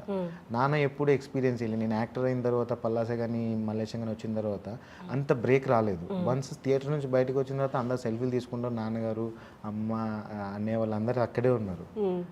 అరే నేను అనుకున్నా ఏదో రోజు ఇది జరుగుతుంది, పుష్ప రిలీజ్ అంటే ఖచ్చితంగా వెళ్తాం, మా నాన్న చూడాలి, నాన్నకి మంచి హ్యాపీ అవుతుందేమో అని చెప్పి చాలామంది సెల్ఫీలు తీసుకున్నారు. సో అక్కడ నుంచి మొదలు పెడితే నేను ఉండే విధానం కానీ, తీసుకునే ప్రాజెక్టులు కానీ అవి చాలా చేంజెస్ ఉన్నాయి. చేంజ్ చేసాయి యాక్చువల్లీ. లైఫ్ స్టైల్ ఏం చేంజ్ అయింది? కొద్దిగా అంటే అంతకుముందు ఎక్కువ మందిని కలిసేవాడిని, ఇప్పుడు కొంచెం టైం ఉండట్లేదు. ఓకే, ఫ్రెండ్స్ తిట్టట్లేదా? నా 10th క్లాస్ ఇంటర్మీడియట్ ఫ్రెండ్స్ అయితే వేరేలా ఉంటుందంట. ఇక్కడ ఫిలిం పర్సన్స్ అంటే పుష్పకు ముందు మీకున్న ఫిలిం ఫ్రెండ్స్ బాగుంటారండి. ఆల్మోస్ట్ థియేటర్ ఫ్రెండ్సే ఉన్నారు నాకు. వాళ్ళని కలుస్తుంటారా? అందరు కలుస్తూ ఉంటారు. వాళ్ళు తిట్టట్లే? క్యాజువల్గా మాట్లాడతారు, ఏమో వెనకాల తిట్టుకుంటారు కావచ్చు, కానీ అదంత పెద్ద బాగుంటారు, చాలా బాగుంటారు. ఇప్పుడు ఆర్టిస్టులు నాకు మెసేజ్లు పెడతా ఉంటారు, అన్న ఒక ఛాన్స్ అన్న, అదన్నా ఇదన్నా అని చెప్పి. ఒక ఛాన్స్తో ఏం ఒరగదండి, అస్సలు ఒరగదు. ఒక సీన్తో ఒరగదు, ఒక డైలాగ్తో కూడా ఒరగదు. నువ్వేమైనా పర్ఫామ్ చేసావా, నువ్వేంటి కొంచెం ఈ యాక్టర్ కొంచెం బ్రేక్ రాకపోయినా కూడా ఏదో ఒక సినిమా చూసి ఏదో ఒక దగ్గర ఏదో ఒక సీక్వెన్స్లో నచ్చొచ్చు ఏదో డైరెక్టర్కి, ఆయన అనుకున్న క్యారెక్టర్ అరే బాగున్నాడు కదా అని చెప్పి. బ్రేక్ రాకపోయినా ఏదైతే కొంచెం ఒక ఇంటి రోల్ చేసినప్పుడు నువ్వు ఎలా రియాక్ట్ అవుతున్నావు, ఎట్లా ముందుకు వెళ్తున్నావు అనేది తెలుస్తుంది. సో ఇట్లా చాలామంది మెసేజ్ పెడతా ఉంటారు. ఇప్పుడున్న సిచ్యువేషన్ ఏంటంటే హైదరాబాద్లో నాటకాలకి కొంచెం ఫేమ్ పెరిగింది. అవును. ఎందుకంటే తెలుగు విశ్వవిద్యాలయం ఉన్న థియేటర్ ఆర్టిస్టులు అందరూ నా ఫ్రెండ్సే. సో సో వీళ్ళందరూ ఏంటంటే థియేటర్ యాక్టింగ్ వర్క్షాప్ పెడతా ఉంటారు. వాళ్ళకు ఒకటి బషీర్ అన్న అని చెప్పి, అజయ్ అన్న అని చెప్పి, క్రాంతి మాస్టర్ అని చెప్పి వీళ్ళందరూ పెట్టి కొత్త వాళ్ళని ఒక 40 days వరకు వర్క్షాప్ పెట్టేసి వాళ్ళతో ఒక ప్లే చేయించేస్తారు అనమాట కొత్త వాళ్ళతో. ఎందుకంటే థియేటర్లో ఏమేమి ఉంటాయి అన్నీ వాళ్ళు ఒక 40 days వర్క్షాప్లో నేర్చుకొని వాళ్ళందరితో ఒక ప్లే చేయించేసి ఒక ధైర్యం వస్తుంది ఆర్టిస్ట్కి. సో ఇప్పుడు సినిమాల్లోనే ఉండాలా మనం, ఓటీటీ కంటెంట్స్లో వస్తున్నాం వీటిలోనే ఉండాలా మనం అనే ఒక థాట్ ప్రాసెస్లో ఉన్న యాక్టర్స్కి థియేటర్ యాక్టింగ్ ఇప్పుడు నెక్స్ట్ నాకు తెలిసి మాత్రం ఇంకొక 1 yearలో నాటకాలు నెక్స్ట్ లెవెల్ వెళ్ళిపోతాయి. ఖచ్చితంగా వెళ్తాయి, వెళ్ళాలని మనస్ఫూర్తిగా కోరుకుంటున్నా. సో అది ఇప్పుడు ఆడియన్స్ చూసే విధానం కూడా థియేటర్కి వెళ్ళి చూస్తారు, సరే ఓటీటీలో రిలీజ్ అవుతుంది అప్పుడు చూద్దాంలే అని ఒక కైండ్ ఆఫ్ ఉంటుంది. స్క్రీన్ మీద చూసేది ఎప్పటి నుంచో చూస్తున్నాం అండి మనం. ఈ నాటకాలు లైవ్ పర్ఫార్మెన్స్ అనేది ఎప్పుడో ఎక్కడో ఉంది వెళ్ళి చూద్దాంలే అనే పర్సన్స్ వాళ్ళు వెళ్ళి చూసేవాళ్ళు. బట్ ఇప్పుడు ఏమవుతున్నాయంటే ప్లే బై ప్లే, ఒక ప్లే తర్వాత ఇంకో ప్లే బయటికి సోషల్ మీడియాలో పెట్టేసి ప్లే జరుగుతుందంటే మీరు కుదిరితే రంగభూమిలో ఎక్కువ జరుగుతూ ఉంటాయి. రంగభూమి దగ్గర అక్కడ జరుగుతూ ఉంటాయి ఎక్కువ. సో ఈ ప్లేస్ అన్నీ ఆల్మోస్ట్ అక్కడే జరుగుతూ ఉంటాయి. సో ఆర్టిస్ట్లకి నేను ఏంటంటే అందులో జాయిన్ అయిపోయి ఒక 40 days వర్క్షాప్ తర్వాత నువ్వు ఒక ప్లే చేస్తే నీకు వచ్చే ధైర్యం వేరే లెవెల్ ఉంటుంది. లైవ్లో పర్ఫార్మెన్స్ చేస్తూ ఉంటావు. ఇప్పుడు కెమెరా అంటే యాక్షన్ కట్, సరే డైలాగ్ మిస్, కంఫర్టబుల్గా యాక్టింగ్, అది కంఫర్టబుల్ యాక్టింగ్. నువ్వు స్టేజ్ మీద అంత కంఫర్ట్ ఉండదు. నువ్వేమైనా మిస్టేక్ చేసావా ఈజీగా దొరికిపోతావు, ఆడియన్స్ ఈజీగా పట్టుకుంటారు, రెడ్ హ్యాండెడ్గా దొరుకుతారు. అండ్ దాన్ని నువ్వు ఒకవేళ మిస్టేక్ చేసినా దాన్ని కప్పిపుచ్చి ఏదో రకంగా అదొక టాలెంటెడ్. సో ఇవన్నీ అలవాటు అవుతూ ఉంటాయి అక్కడ వాళ్ళకి. సో నేను చెప్పొచ్చేది అదే, ఆ వర్క్షాప్కి వెళ్తే ఆల్మోస్ట్ తెలిసిపోతుంది, మనకే అనాలిసిస్ వచ్చేస్తుంది, ఇంకొకరు వచ్చి మనకి సలహా ఇవ్వాల్సిన అవసరం లేదు, మనం ఎక్కడ ఉన్నాం అన్నది మనకే తెలిసిపోతుంది. ఓ ధైర్యం వస్తుంది, క్యారెక్టర్ని మనం ఎట్లా ముందుకు తీసుకెళ్ళాలి ఎవరైనా మనకి చెప్తే అనేది. ఎంత కొత్త వాళ్ళకైనా అది చాలా యూజ్ అవుతుందండి. సో మా ఫ్రెండ్స్ అది చేస్తున్నారు. ఓకే, ఇప్పుడు Keshava role, Keshava can be హైపర్గా ఉండొచ్చు యాక్టింగ్లో, లౌడ్ యాక్టింగ్ ఉండొచ్చు, స్కోప్ ఉంది. But still he has to be అంటే అండర్ ప్లే చేయాలి. ఎందుకంటే పుష్ప అనేది వెరీ డామినేటింగ్ క్యారెక్టర్ అండ్ ఎప్పుడు రైట్ హ్యాండ్ లాగే ఉండాలి. అంటే అండర్ ప్లే చేస్తూనే you can be little loud, ఎందుకంటే మీది బేసిక్గా ఊరు కాబట్టి ఊరు వాళ్ళకి, ఊరు క్యారెక్టర్స్కి మరి అంత అమాయకత్వం ఉండదు, కొంచెం లౌడ్ వాయిస్తూనే ఉంటుంది. బట్ స్టిల్ మీరు ఎంత ప్లే చేయాలో ఎగ్జాక్ట్గా క్యాలిక్యులేటెడ్గా ప్లే చేశారు. అండ్ ఇంకొకటి సత్తిగాడి 2 ఎకరాల పొలం ఆ సినిమాలో స్టార్టింగ్లో ఒక సీన్ ఉంటుంది, ట్రక్ అమ్మేస్తున్నాను నేను రాను అని చెప్పడానికి. అన్ని మాట్లాడుతున్నాను చేస్తున్నాయి, ఆ వీడియోలు చేసుకో మళ్ళీ డబ్బులు వస్తాయి అని అన్నప్పుడు మీరు ఆయన చూసి చాలామంది కెమెరా ఫేవర్గానే చెప్పాలి, డైలాగ్ అంటే జస్ట్ కెమెరా చూసే చెప్పాలి, కెమెరా కళ్ళు పెట్టి, మీరు అది కెమెరా చూడలే అక్కడ. దాని తల దించుకొని ట్రక్ ఆన్ చేస్తూ వద్దు రాను ఇంకా ట్రక్ అమ్మేస్తున్నా అంటే హౌ డిడ్ యూ క్యాలిక్యులేట్? అంటే కొన్ని డైలాగ్స్ కెమెరాలో చూసి చెప్పాల్సిన అవసరం, చూస్తేనే ఇంకా అది పెద్ద బూత్ అయిపోతుంది, ఇంటెన్స్ కనిపించదు. అండ్ పుష్పాలో కూడా కొన్ని మీరు చెప్పాలనుకున్న పాయింట్ స్ట్రైట్గా చెప్తూనే but still I'm under you, నీ మంచిగా నేను కోరుకుంటున్నాను అన్నట్టు చెప్పారు. ఎట్లా హౌ డిడ్ యూ క్యాలిక్యులేట్ అంత యాక్టింగ్? ఇప్పుడు పుష్ప దగ్గరికి వచ్చేసరికి సార్ నాకు చెప్పింది ఏంటంటే, పుష్ప అనే క్యారెక్టర్ ఇప్పుడు ఎలా రియాక్ట్ అవుతుంది నీకు తెలియదురా, ఆయన రియాక్షన్ కోసం నువ్వు చూడాల్సిన అవసరం లేదు. బట్ వన్ థింగ్ చేస్తున్నప్పుడు ఇప్పుడు ఎగ్జాంపుల్ ఇక్కడ పుష్పలో ప్రీ క్లైమాక్స్ సీక్వెన్స్ ఉంటుంది ఫాద్ ఫాజిల్ గారి దగ్గర, మేము అందరం వెనకాల నుంచి ఉంటాం. సార్ అక్కడ కూర్చొని మనోడు శేఖవత్ సార్ ఇన్సల్ట్ చేస్తూ ఉంటాడు. సో ఆ టైంలో నేను అక్కడ ఏం చేయగలను, పోలీసే, పుష్పతో ఏం మాట్లాడలేదు. సో అక్కడ నేను అనుకున్నది ఏంటంటే, నేను ఎప్పుడు నా బాడీ లాంగ్వేజ్ ఇలా ఉంటుంది వెనక చేపెట్టుకొని, సో అక్కడ ఏం జరుగుతుంది ఏంది అనేది జస్ట్ ఈ భుజాలు ఉంటాయి కదా లేపి అసలు ఏం జరుగుతుంది ఇప్పుడు ఈ శేఖవత్ ఏం రియాక్ట్ అవుతుంది పుష్ప అని నేను ఎదురు చూసుకుంటూ ఉండాలి. ఇప్పుడు ఈ సీక్వెన్స్లో ఆయన ఇప్పుడు ఏమవుతుందో అని ఒకటి, ఇవి రెండే అండి. సుకుమా సార్ నాకు చాలా బ్రీఫ్గా చెప్పింది. సో సినిమా అంతా నీ ఎక్స్ప్రెషన్ మీదనే ఉంటుందిరా, పుష్పరాజ్ ఎంతవరకు వెళ్తున్నాడు, ఎలా వెళ్తున్నాడు అనేది నీకు చాలా దగ్గరగా తెలుస్తుంది. సో దాని మీదనే ఉంటుంది నీ క్యారెక్టర్ అంతా అని చెప్పారు. సో ఆ క్యాలిక్యులేషన్ చేసుకొని మీరు ఇంకా క్లైమాక్స్లో చూస్తే శిఖవత్ గారితో ఫోన్ మాట్లాడుతూ శిఖవత్కి డబ్బులు పంపించమన్నప్పుడు ఎప్పుడు ఇలా పుష్పని చూడలేదు, పుష్ప ఒకరికి భయపడతారా అని నేను అనుకోలేదు అనే వాయిస్ ఓవర్ వస్తుంది. అప్పట్లో కొన్ని మాంటేజ్ పడతా ఉండే, అంటే నేను నా ఫేస్లో కొంచెం కోపం ఉండడం కానీ అసలు ఎందుకు ఇలా బిహేవ్ చేస్తున్నాడు, ఏంటి పుష్ప ఇట్లేం చేస్తున్నాడు అని చెప్పి. సో ఇవన్నీ ఏంటంటే ఉంటాయండి. అంటే ఇప్పుడు మనం క్యారెక్టర్ ఒకటి అనుకున్న తర్వాత కొన్ని క్యాలిక్యులేషన్స్ పెట్టుకుంటాం మనం. సో డైరెక్టర్ గారు ఎట్లా ఉంటారు కాబట్టి ఇది అవసరం లేదు, కొంచెం తగ్గించే సరిపోతుంది అని చెప్పేదానికి. సో సుకుమార్ సార్ నాకు చాలా హెల్ప్ చేశారు ఆ సిచ్యువేషన్స్లో. ఇది అవసరం లేదురా, అంత చెప్పాల్సిన అవసరం లేదు, ఇంత సరిపోతుందిరా అన్నారు. సో అట్లా నాకు అలవాటు అయిపోయింది క్యాలిక్యులేట్ చేసుకోవడం. పుష్పకి 2 సంవత్సరాల్లో ఆ కేశవ్ క్యారెక్టర్ చేస్తున్నప్పుడు యాక్టింగ్లో కానీ కో యాక్టర్తో బిహేవ్ చేసే సిచ్యువేషన్స్ కానీ చాలా అర్థమైపోయినాయి. అంటే నువ్వు ఒక లెవెల్స్ ఉంటాయి, ఆ లెవెల్ మెయింటైన్ చేస్తేనే సీన్ మొత్తం ప్రాపర్గా ఉంటుంది.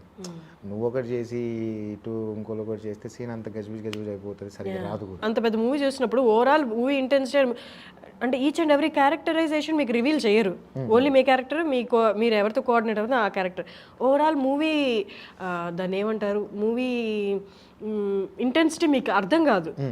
బట్ అలాంటప్పుడు మనం అండర్ ప్లే చేస్తున్నామా లేకపోతే ఓవర్గా రియాక్ట్ అవుతున్నామని ఎలా క్యాలిక్యులేట్ చేసుకున్నారు? క్యారెక్టర్స్ నాకు తెలుసండి, వాళ్ళ ఈ పుష్పకు మాత్రం నాకు క్యారెక్టర్స్ చెప్పారు, ఎందుకంటే అది ఇంపార్టెంట్ కాబట్టి ఏ క్యారెక్టర్ ఎలా ఉంటారని చెప్పారు. మొత్తం బ్రీఫ్ లేదు, బట్ సెట్కి వచ్చిన తర్వాత అంటే ఈ క్యారెక్టర్కి పుష్పరాజ్కి కొంచెం ఎక్స్ ఉంటుంది అనేది తెలుస్తుంది మనకి ఈజీగా. సో పుష్పరాజ్ శ్రీవాలిని కలిసినప్పుడు అదొక కాంబినేషన్, కామెడీ కాంబినేషన్, కొంచెం నార్మల్గా ఉండే సీక్వెన్స్. సో ఇవి 2 డిఫరెన్సెస్ అనుకోండి. కొండారెడ్డి చచ్చిపోయిన తర్వాత సునీల్ గారి ఎంట్రీ, ఫస్ట్ టైం సునీల్ గారు చూడడం ఆ గెటప్లో వేరే లెవెల్ ఉన్నారు అసలు. సో అక్కడ చచ్చిపోయింది, అక్కడ కొండారెడ్డి ఒక్కడే కాదు, మంగళం సీన్ బొమ్మది కూడా చచ్చిపోయి ఉంటాడు, డెడ్ బాడీ కూడా అక్కడే ఉంటుంది కదా. సో పుష్పరాజ్ చంపేసిన తర్వాత ఇక్కడికి వచ్చేసిన తర్వాత ఎంపీ వీళ్ళందరూ వస్తున్నారు, మంగళం సీన్ వస్తున్నాడు. సో బన్నీ సార్ పక్కనే నేను ఉంటా. మంగళం సీన్ ఎంట్రీ అవ్వగానే నేను పుష్పరాజ్ వైపు ఇట్లా ఒక లుక్ ఇస్తా. సో ఇవన్నీ చిన్న చిన్న ఏంటంటే అమ్మో ఇప్పుడు పుష్పరాజ్ ఏం రియాక్ట్ అవుతుందో ఏమవుతుందో అనే ఒక లోపల భయం ఉంటుంది. సో అది మీరు మళ్ళీ చూడండి కుదిరితే, సర్వైవ్ లుక్ ఇస్తాను వస్తాడు, అదంతా సీక్వెన్స్ జరుగుతూ ఉంటాయి. ఎందుకు చెప్పానంటే ఆ చిన్న చిన్న క్యాలిక్యులేషన్స్ అన్నారు కదా, అవి చాలా ఇంపాక్ట్ క్రియేట్ చేస్తాయి క్యారెక్టర్కి. అంటే మనం ఇప్పుడు డైలాగ్ చెప్పాము, ఒక ఎక్స్ప్రెషన్ ఇచ్చాము, వెళ్ళిపోయాము అనేది కాకుండా మనకేం లేనప్పుడు కూడా నువ్వు ఎలా రియాక్ట్ అవుతున్నావు అనేది అర్థమైపోతూ ఉంటాయి, నీ క్యారెక్టర్కి నువ్వు ఎంత ఏం చేస్తున్నావు అనేది. అండ్ ఇంకొకటి నేను గమనించాను, మేబీ అది పుష్ప 2లో దాన్ని యూజ్ చేసుకుంటారా లేకపోతే దానికి ఏదైనా ఇంపార్టెన్స్ ఉందా, సిగ్నిఫికెన్స్ ఉందని అర్థం కాదు. కానీ మిమ్మల్ని ఫస్ట్లో చూపించినప్పుడు మీ క్యారెక్టర్ డిస్క్రైబ్ చేస్తున్నప్పుడు, అది ఇంట్రడక్షన్ ఇచ్చినప్పుడు మిమ్మల్ని మొండేలు అని చూపించారు. మేబీ మొండేలు అది ఎక్కడైనా యూజ్ చేశారా లేకపోతే జస్ట్ డిస్క్రైబ్ ఆ క్యారెక్టరైజేషన్కి ఆ మొండేల్కి మేబీ పుష్ప 2లో ఏమైనా ఇంపార్టెన్స్ ఉందేమో దానికి, ఐ డోంట్ నో. ఓకే, మీరు ఎలాగో రివీల్ చేయరు కాబట్టి క్యారెక్టర్ వైజ్ అది ఒకటి బాగుంది, ఒకటి అంతేనా. మోర్ దెన్ ఏంటంటే నేను గ్లౌజ్ పెట్టుకొని ఉంటాను ఇక్కడ. అల్టిమేట్ ఏంటంటే చాలా మంది దాన్ని గమనించలేదు, ఎందుకంటే నాది నా స్కిన్ టోన్కి నా గ్లౌజ్ కూడా సేమ్ కలర్, గ్లౌజ్ లాగే ఉంది, అది అర్థమవుతుంది. బట్ అది with the character with story ఏదైనా ఇంపార్టెన్స్ అంటే స్పెసిఫిక్గా చూపిస్తారు మొండేలు అని. మైట్ బి ఎక్కడైనా అది యూజ్ అవుద్దో ఏంటో, మరి పుష్ప 2 వస్తే తెలుస్తుంది. చాలా రైటింగ్ జరిగింది, నాకైతే ఏం చెప్పలేదు సార్, మేబీ చెప్తారు. ఓకే, అంటే నా క్యారెక్టర్కి అదొకటి ఏమంటారు, ప్రతి క్యారెక్టర్ కొన్ని ఉంటాయి కదా. అదే అన్లెస్ అది స్టోరీతో ఎక్కడైనా ఇన్వాల్వ్మెంట్ ఉంది, ఇంపార్టెన్స్ లేకపోతే స్పెసిఫిక్గా మొండేలు చూపించారు కదా. అదేమి ఆ మొండేలు చూపించినందువల్ల మీ క్యారెక్టరైజేషన్లో ఎక్కడ ఒక ట్రైట్ చూపిస్తున్నట్టు కూడా ఏమి అనిపించలేదు, బట్ స్పెసిఫిక్గా అది చూపించారు. అక్కడ ఆ సీక్వెన్స్లో అన్న ఒకవేళ లేదని అందరూ మొండేలేనా మొండేలు. అదే దీనికి పెద్ద స్టోరీ అండి బాబు. మా తాతకు వెళ్ళి ఇట్లుంటుండే, మా ముత్తాతకి. ఆయనను మల్లయ్య, ఆయన పేరు మొండేల మల్లయ్య అంటారు. కథ అయినప్పుడు మొండేలు అనగానే నాయన ఇది మామూలుగా లేదు, కనెక్ట్ అయింది. సో మా తాతకి లైఫ్లో మళ్ళీ ఒక సినిమా చేస్తున్నప్పుడు అలాంటిదే మనకు వస్తుంది అనేది ఎక్స్పెక్ట్ చేయం కదా. సో అదొకటి క్రేజీ కనెక్ట్ అయింది. అది how is the shoot going Pushpa 2 shoot ఎలా జరుగుతుంది? Going on now. నాది జూన్ ఫస్ట్ వీక్ కానీ సెకండ్ వీక్ కానీ ఉంటుంది. మళ్ళీ డిసెంబర్ లాస్ట్ ఇయర్ డిసెంబర్లో స్టార్ట్ అయింది. క్రేజీగా నడుస్తుంది. అవునా? సో నెక్స్ట్ లెవెల్ అయితే ఖచ్చితంగా అండి. ఎప్పుడు రిలీజ్? 2024 ఆల్మోస్ట్ 24లోనే అవుతుంది. ఇది షూట్ కంప్లీట్ అవ్వాలి అంతా పోస్ట్ మోస్ట్లీ 24 వస్తుంది కావచ్చు. ఓకే, షూటింగ్ అయితే పెద్ద ఎత్తున సేమ్ లొకేషన్స్ అంతా ఏమండి ఇప్పుడు కొంచెం మేము బాగా రిచ్ కదా. Oh you're rich no. So same location కాకుండా కొంచెం చేంజ్ అవ్వచ్చు. ఓకే. మొన్న ఏదో కూడా లీక్ చేసినట్టు ఏవో పుష్ప శ్రీవల్లి ఫోటోస్ కూడా వచ్చాయి. అది మరి ఎవరు స్టేట్మెంట్ ఇవ్వలేదు. సినిమాల్లో ఏమో అందరూ అడుగుతున్నారు, నాకు తెలియదు. ఓకే, మీరు అసలు యాక్చువల్లీ షూట్లో పార్టిసిపేట్ చేశారా? వెళ్ళాను, డిసెంబర్ నుంచి స్టార్ట్ అవుతుంది. డిసెంబర్లోనే వెళ్ళాను. మీ నెక్స్ట్ స్కెడ్యూల్ జూన్లో ఉంది. డిసెంబర్ జనవరి చేశాను. కమింగ్ టు యాక్సెంట్, ఆ మూవీలో ఒక యాక్సెంట్ అండ్ సత్తిగాడు 2 ఎకరాల పొలంలో యాక్సెంట్ మీద గ్రిప్ వచ్చింది అంటే యాక్టర్స్ పార్ట్ 50% అయిపోయినట్టు, 50 and 60% అయిపోయినట్టు. ఆ యాక్సెంటే సీన్ ఇంటెన్సిటీ చెప్పేస్తుంది కదా. How did you practice?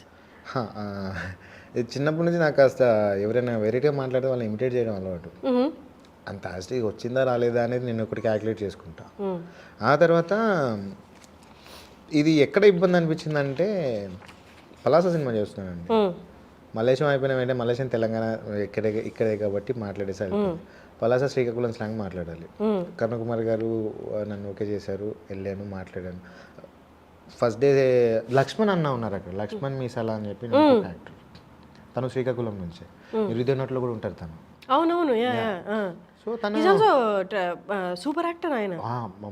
నాకు నెక్స్ట్ లెవెల్ అడ్వైస్ ఇచ్చారు. ఆ అడ్వైస్ కూడా next I interview him. Laxman Misal కదా, మీరు చెప్తుంటే గుర్తొచ్చి ఎప్పుడప్పుడు అనుకున్నాను నేను యాక్చువల్లీ ఈయన భలే చేస్తున్నారు. ఆర్ఎక్సండర్లో పిచ్చి లేపుతారు, వేరే level actor. So Srikakulam slang మాట్లాడాలంటే అన్న మాట్లాడతారు. ఆ రోజు షూట్కి వెళ్ళిన రోజు వెళ్ళాను, షూట్ చేశాను, డైలాగ్స్ టప్పుడప్పుడు చెప్పేశా. బట్ నాకు మనసులో సాటిస్ఫై లేదు, అస్సలు లేదు. ఎందుకంటే యాక్సెంట్ వేరే కదా, డైలాగ్ ఒకటి చెప్పేసి నువ్వు వచ్చేస్తే ఏం ఉండదు అక్కడ. కొన్ని పదాలు నేర్చుకోవాలి, చుట్టూ తిరగాలి, ఏం మాట్లాడుతున్నా తెలుసుకోవాలి. సో పలాసలో చుట్టుపక్కల చాలామంది భలే భలే మాట్లాడతారు. వాళ్ళు శ్రీకాకుళం స్లాంగ్ కూడా మస్తు ఉంటుంది. అరే భలే ఉంది కదా అని చెప్పి నేను సో అట్లా అలవాటు అయిపోయింది. కొంచెం హోంవర్క్ చేయాలి. వెంటనే అయిపోయిన తర్వాత నేను Pushpak select God's of Dharmapuri Kadapa accent అని చెప్పాను. కడప యాక్సెంట్ అప్పుడు భార్గవ్ కార్తీక్ అని తను రైటర్ అనమాట. సో తను హెల్ప్ చేశాడు మొత్తం క్యారెక్టర్కి. నాకు కడపకి చిత్తూరుకి లిటిల్ కొంచెం డిఫరెన్స్ ఉంటుంది. పుష్పక్ సెలెక్ట్ అయిన తర్వాత నాకు సరే చేయగలను అనే నమ్మకం ఉంది, కానీ చిత్తూరు యాక్సెంట్ అక్కడ నేను సీన్కి సంబంధించి మోహన్ జిట్టేటి అని చెప్పి తను ప్రాక్టీస్ చేపిస్తూ ఉన్నాను. వాయమ్మే ఇది చాలా దూరం ఉంది దానికి దీనికి, ఎందుకంటే పదాలు కొన్ని పదాలు పర్టికులర్గా కడపలో పలకాల్సి వస్తుంది, ఇక్కడ అంత ఉండదు అనమాట. ఇక్కడ సాఫ్ట్గా వెళ్ళిపోవాలి. ఆ డిఫరెన్స్ కనిపించి నేను వెళ్ళిపోయా చిత్తూరుకి. ఇంకా వెళ్ళిపోయి అక్కడ ఒక 3-4 days ఉండి ఏం మాట్లాడంత హోంవర్క్ చేసుకొని ఒక బుక్ కొనుక్కొని మిట్టురోడి కథలు అని ఉంటుంది. ఆ బుక్ మొత్తం చిత్తూరు స్లాంగ్లో ఉంటుంది. ఏంటది బుక్ పేరు? ఏంటి? మిట్టురోడి కథలు. సో ఆ బుక్ మొత్తం కొనుక్కున్నా, పదాలు తెలిసినాయి, అన్నీ తెలిసినాయి. షూట్ జరుగుతున్నప్పుడు యాక్సెంట్ నేర్పించే వాళ్ళు ఉంటారు, తప్పైనా పోయినా కూడా. సో ఎప్పుడు కూడా మనకి నువ్వైనా మాట్లాడగలగాలి అంటే నీకు కొన్ని పదాలు తెలియాలి. దాన్ని నువ్వు కొన్ని దీర్ఘాలు కొన్ని కట్. తెలంగాణ మోస్ట్లీ చాలా పదాలు కట్ అయిపోతాయి, ఈజీగా కట్ అయిపోతాయి. చిత్తూరులో దీర్ఘాలు వస్తాయి. సో అది పదాలను ఎక్కడ కట్ చేస్తున్నారు, ఎక్కడ సాగదీస్తున్నారు, ఏ ఎమోషన్ ఎట్లా డీల్ చేస్తున్నారు అనేది కొంచెం అర్థమైతే పట్టుకోవచ్చు. అది కొంచెం హోంవర్క్ చేయాలి. సో అట్లా అలవాటు అయిపోయింది అది. నెక్స్ట్ వచ్చేది నేను అంబాజీపేట మ్యారేజ్ బ్యాండ్ సినిమా చేశాను సుహాసన. నేను అది తూర్పుగోదావరి స్లాంగ్. మీ ఇద్దరు కాంబినేషన్ పోస్టర్ చూస్తే భలే అనిపిస్తుంది. అంటే అక్కడ సపరేట్గా చూసాం, వీళ్ళిద్దరు ఒక్కరి దగ్గర ఉన్నారంటే భలే ముచ్చటగా అనిపించింది. అంటే కైండ్ ఆఫ్ లైక్ చూడాలి ఈ సినిమా అన్నట్టు అనిపించింది. నా డైరెక్టర్ గారు కథ చెప్పినప్పుడు హీరో సుహాసన అంటే ఓకే ఫైన్ పో అంటే మా ఇద్దరం బాగుంటాం కాంట్రాస్ట్. అది ఇద్దరం మాట్లాడుకోవడం కానీ అన్న అసలు సూపర్. అసలు ఇప్పుడు ఈ జనరేషన్ యాక్టర్స్ని చూస్తుంటే ఎంత బాగా అనిపిస్తుందంటే ఇప్పుడు నీ అంతటి నువ్వు ఒక సినిమాలు చేసుకుంటూ వెళ్తావు, నువ్వు లీడ్గా కూడా చేస్తావు, but at the same time మన ఫ్రెండ్స్ ఇంకో సినిమా చేస్తున్నారంటే అందులో పర్లేదు చిన్న క్యారెక్టర్ చేద్దాం పదా అంటే అసలు ఎంత హెల్తీగా ఉంటుంది అసలు అట్మాస్ఫియర్ కానీ ఆ వర్క్ కల్చర్ కానీ. నేను ఫస్ట్ టైం సుహాసనని కలిసింది ఆహా ఈవెంట్లో. అన్నకి కలర్ ఫోటోకి ప్రైజ్ వచ్చింది. అప్పుడు ఏం గుర్తుపట్టలేదు కానీ అన్న తోపు కదా అప్పటికి అందరికి తెలుసు. నాకు ముందే ఇష్టం ఏంటంటే మజిలీ సినిమా అప్పుడు చూసినప్పుడు సుహాసనని చూసినప్పుడు అరే వస్తున్నాయి కదా క్యారెక్టర్స్, నమ్మకం పెట్టుకోవచ్చులే కొంతమంది అనేది అనిపించింది సుహాసనని చూసిన తర్వాత. అన్ని క్యారెక్టర్ చేసిన కలర్ ఫోటో హిట్ అయిన తర్వాత నేను అంబాజీపేటలో ఫస్ట్ టైం కలిసా సుహాసన. అసలు చాలా హంబుల్ ఉంటారు అన్న. నెక్స్ట్ టైం ఫ్రెండ్స్ అయిపోయినాం ఇంకా సినిమా తర్వాత. సూపర్.